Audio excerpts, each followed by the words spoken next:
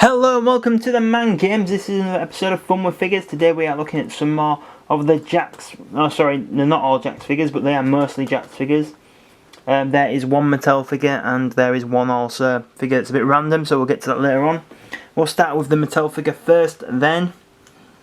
It is a John Cena figure. There is quite a lot of marks on this figure, obviously on the forehead and the nose and the jeans, unfortunately. He has got an Irish wristband, which I've never noticed before on a John Cena, which I thought was a bit random. It's kind of hard to tell when this figure was based on, just because Cena wears similar attires all the time. On the boots it says 2010, so he's probably feuding around with Randy Orton at this time, I would have thought. Not a great figure, just because obviously there are so many marks on the figure. At least you can do the you can't see me with the hand, so that is a good point about the figure. I would say maybe he's a bit thin around the waist. I would say Cena is a bit wider. That's just a nitpick thing. That was John Cena to start the show off with today. Next up, we have a Doug Basham. So he was in a tag team with, I'm not sure if they are brothers in real life or not, but so it was Doug and Danny Basham. This is Doug. When they were in TNA, they were called Basham and Damager, I think. You can see the trousers there. In good condition, to be fair. So this was when he was with JBL in the cabinet, I do think. When he was with Shaniqua, they were in kind of a bit of a bondage gimmick, so I think they were more wearing like leather stuff. So this was probably after that. But no, good facial expression on this figure actually. I don't actually know whatever happened to the Basham brothers after TNA. That was Doug Basham. Next up on the show, not really a lot to say about the Bashams. I think that they had a good matches with Eddie and Ray, feuding for the tag team titles. But other than that, I can't really remember, a great deal about them, unfortunately. So next up, this is the bit of a random part of the show, just because it isn't actually a wrestler, but. So I got this. I bought a load of figures on eBay, and this actually it wasn't meant to come, but it has come. It is a UFC figure. I do think it's got no hands. I have no idea who this actually is. It says Tire Barn online, I think, on his shorts. AlexanWheel.com. If you guys know who this is, let me know in the comments. So I don't have a clue who this is. So let me know in the comments who this UFC fighter, well, I'm assuming it's a UFC fighter, is. Next up, we have a Bobby Lashley figure. We have looked at one similar, I do believe, on the show before. The knee pads are different on this Bobby Lashley figure, and there is paint there on the arm, so I won't spend too much time talking about this Bobby Lashley figure. So this will have been in the pack of ECW wrestlers, like we spoke about on the show before, so I won't go into too much detail about that. Obviously, Bobby Lashley being a bigger star in WWE at recent times, he wears different attires now, so it'd be good to see a newer Bobby Lashley figure get released in the future. Him now with MVP, I think, is really helping him grow as a character. He's where he should have been a long time ago, in my opinion, now on Raw, which is obviously good. So that's Bobby Lashley.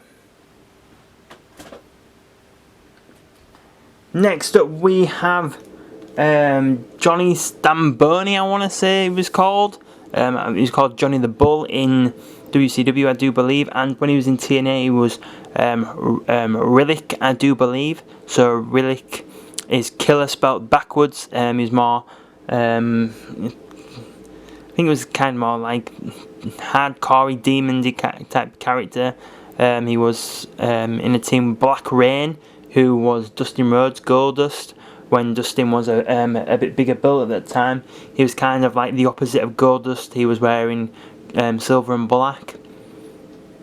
Obviously that was in TNA. This came with a Chavo Guerrero figure, I do believe. I did actually used to have this in the box. I bought it from the toy store in London, I do remember. Years, probably about 16 years ago when I did have this figure. But I did keep mine in the box until I did sell it. A few marks there on the arm, like we've seen on some of the other figures recently on the show. But other than that, really, it's been kept in good condition. It's just a shame he didn't have a better run in, the WWE. He was part of the FBI with Chuck Palumbo and Nunzio, which is surprising that they made a figure out of him, really, because he didn't really do that much. He was probably the least one of the three that got airtime, or I would have said. So it was a bit strange that he got the figure, and them two didn't. So yeah, that was Johnny the Bull. So next up we have a Jamie Noble figure. Same again, there's a lot of pen on this figure as well, especially on the nose and the eyebrow, some down the arm as well, and on the jeans. I think I did used to have this figure as well when I was a child. He did have a white jacket that came with it when I got it. I think it might have come with maybe a stop sign as well when I had it, or something very similar. So this is based on when he first debuted. He was feuding with the Hurricane, which was really good. He had a great match with Billy Kidman at Survivor Series 2002, I think it was. So yeah, that was a really good match. So yeah, later on, he at one point he was in a tag team with Kid Cash, the Pitbulls, I want to say the way. He had a good feud with Chuck Palumbo. I think it was over Michelle McCool, who is now married to The Undertaker. There was just a bit of fluff on the figure there. And then he was part of J&J Security, being Seth Rollins' lackey, which was really, really good to see Jamie Noble back on TV. But yeah, other than the paint, it's actually in really good condition, so it's just a shame the paintwork is, the paint or the pen or whatever is actually on the figure, because, it would be really good otherwise. Yeah, I think, it's not a stiff figure neither. Maybe the legs are a little bit stiff, but the arms aren't, which is always, a plus. So yeah, Jamie Noble. So I just mentioned Billy Kidman fighting Jamie Noble. So next up we will have, I bet you can't guess it now, Billy Kidman. Same again, he's got paint on the side of his face. It kind of looks like Mike Tyson's tattoo, but a bit better. No, only joking. But am I? Yeah, not a lot of detail in the trousers, which is a bit unfortunate, because, Kidman did wear some better gear than this. It's not actually, I don't really think it looks a lot like Kidman neither, really. Yeah, which is a bit of a shame. I was actually quite excited when I was getting this figure, but now it's come. It's not actually as good as I thought, I hoped. I did really like Billy Kidman when he was in WCW. His matches with Rey Mysterio were really good. He even feuded, I think he actually beat Hulk Hogan on an episode of Nitro, or at a pay-per-view, which was, surprising, really. Trying to get over the new talent there. So yeah, this was probably based on when he was maybe with Paul London, or maybe just after that, maybe. Because I think because he did have long hair, when he first went to WWE, and then he cut it, I think, maybe after he lost his Cruiserweight Championship to Matt Hardy, I want to say. That's when he started teaming with Paul London, and then he ended up feuding with Chavo Guerrero after he injured Chavo, I do believe. So that was probably around this time. Then he just became a producer backstage, I do think. But now he's furloughed, just like me. But hopefully by the time this airs, I won't be furloughed. So yeah, that was Billy Kidman there. So next up we have someone else that was in the cabinet of JBL. This is Orlando Jordan. So this is more of his later run in the WWE when he was the United States Champion. He'd grown his hair out. There's lots of tattoos on this figure. It's quite good, this figure, actually. I think it came in a double pack as well. So maybe it did come with a JBL, maybe. It was probably a JBL or Chris Benoit, I want to say, because he lost the US title to Chris Benoit at SummerSlam very quickly. I remember my dad had recorded the pay-per-view for me, and literally when he started recording it, Orlando Jordan was tapping out. So yeah, I only saw, the out of an 18-second match, I probably only saw the 3-second ending to the match. But no, I'm really happy with this figure. It's better than I thought it was going to be.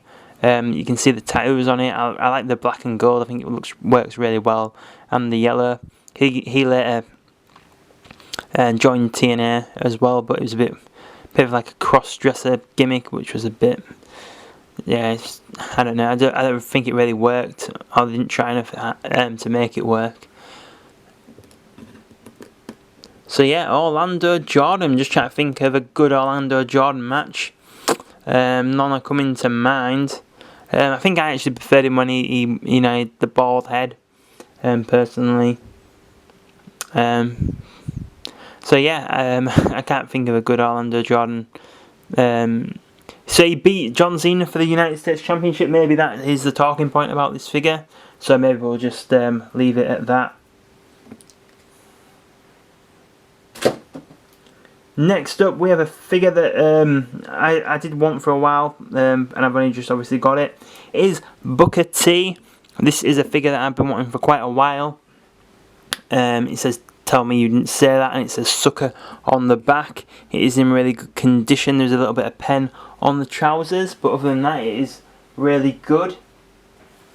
So it's based on his brawl with Stone Cold in the supermarket, which was real good.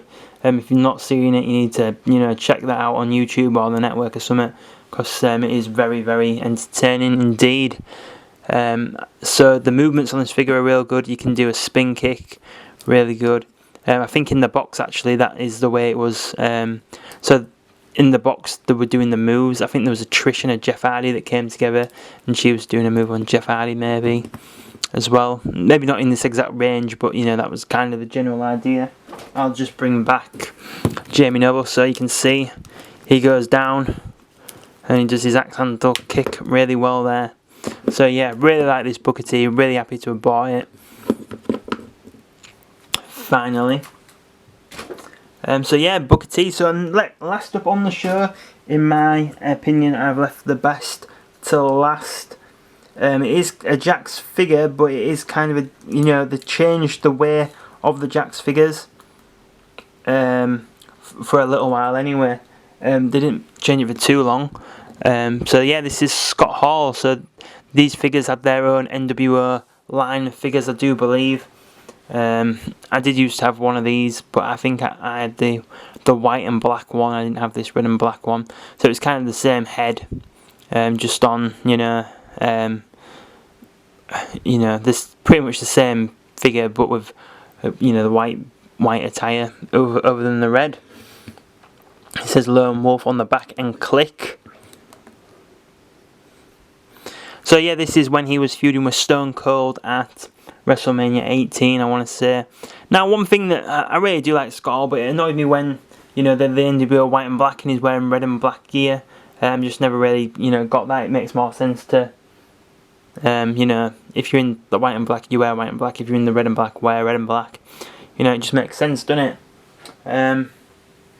So yeah, there is a few marks on this figure, but another one I'm really happy to have got. This and the Booker T that we looked at today are definitely two that I will be keeping for myself.